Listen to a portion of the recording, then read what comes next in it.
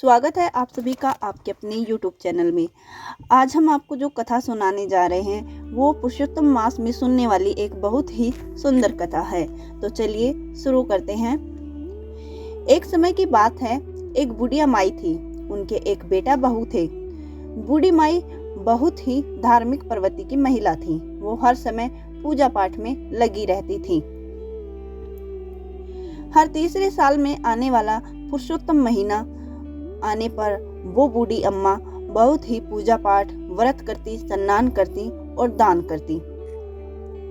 एक बार जब फिर से पुरुषोत्तम मास का महीना आया तो उसके बेटे बहू ने कहा, माँ, तुम हर बार पुरुषोत्तम मास में स्नान करती हो, पूजा व्रत करती हो, इतना दान करती हो, इससे कोई पुण्य मिलता भी है या नहीं? तब बूढ़ी माँ कहती है, मिलता तो है ही बेटा। बेटे ने कहा, मेरी शादी को 5 वर्ष हो गए, आज तक ना तुम्हारे पोता हुआ है और ना ही मेरी कोई अच्छी नौकरी लगी है। बूढ़ी अम्मा थोड़ी सी परेशान हो गई और बोली कि अब मैं पुरुषोत्तम भगवान से मिलकर पूछूंगी कि मेरे जो दान धर्म का पुण्य है वो कब मिलेगा। अब मैं वापस घर पे तभी आऊंगी जब मुझे पुरुषोत्तम भगवान ये सब बता देंगे। बूढ़ी अम्मा यह कहते हुए अपने घर से निकल गई और अपने मुख से जय पुरुषोत्तम भगवान करने लगी। जब बूढ़ी अम्मा रास्ते में जा रही थी तो उसे एक कोढ़ी मिला। उस कोढ़ी ने बूढ़ी अम्मा से पूछा, माई, आप कहाँ जा रही हो? तो बूढ़ी अम्मा ने कहा, मैंने हर तीसरे साल में आने वाले पुरुषोत्तम मास में बहुत से दान किए, पूजा पाठ किए, लेकिन मेरे बेटा बहू कहते हैं कि तुम्हें इसका कोई पुण्य नहीं मिला है। तो वही मैं पुरुषोत्तम भगवान से पूछने जा रही हूँ कि मुझे पुण्य क्यों नहीं मिला और इसका फल मुझे कब मिलेगा। तब कोढ़ी ने कहा, बहन, यदि तुम्हें पुरुषोत्तम भगवान मिले तो उनसे मेरे भी दुख का निवारण पूछना। जब मैं 15 साल का था तब से मुझे कोढ़ है और मुझे किस बात की सजा मिल रही है। तब बुढ़िया माई बोली, जरूर पूछूंगी। और यह कहकर पुरुषोत्तम भगवान का नाम लेते हुए वो आगे चल पड़ी। आगे चलकर रास्ते में उसे एक कुम्हार पति पत्नी मिले। उन्होंने भी बूढ़ी माई से पूछा, बूढ़ी माई, आप कहाँ जा रही हो? तब बूढ़ी माई ने उसे सारी बात बता दी और बोली, मैं पुरुषोत्तम भगवान से मिलने जा रही हूँ। तब उस कुम्हार पति पत्नी ने कहा कि बूढ़ी माई, क्या तुम हमारे दुख का निवारण पुरुषोत्तम भगवान से पूछोगी? तब उसने कहा, क्या पूछूं? हमारी आजीविका का एकमात्र साधन यह मटके बनाना है।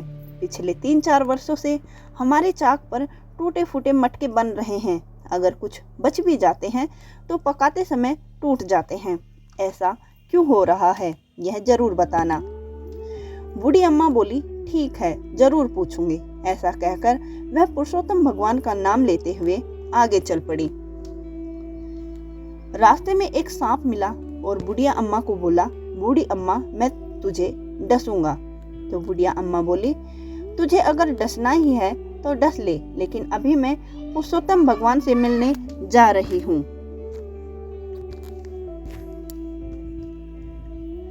तो बूढ़ी अम्मा ने कहा कि मैं उनसे पूछ लूंगी,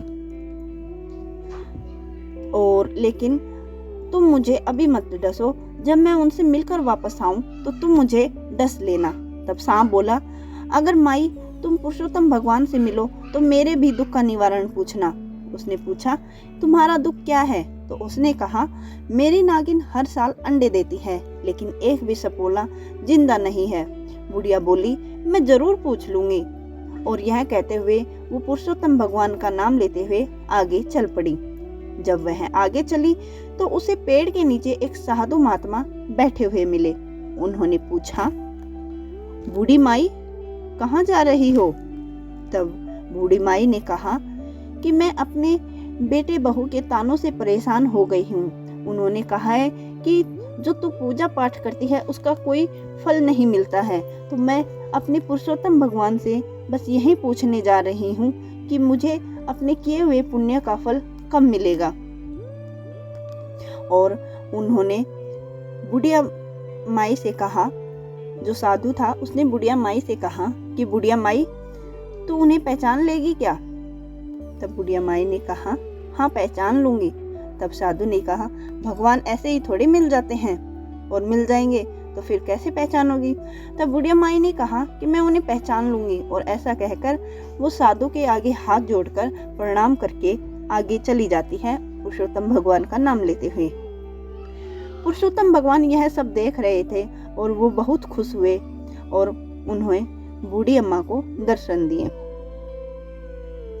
बूढ़ी अम्मा को दर्शन देते हुए पुरुषोत्तम भगवान ने कहा कि तुम्हें क्या चाहिए?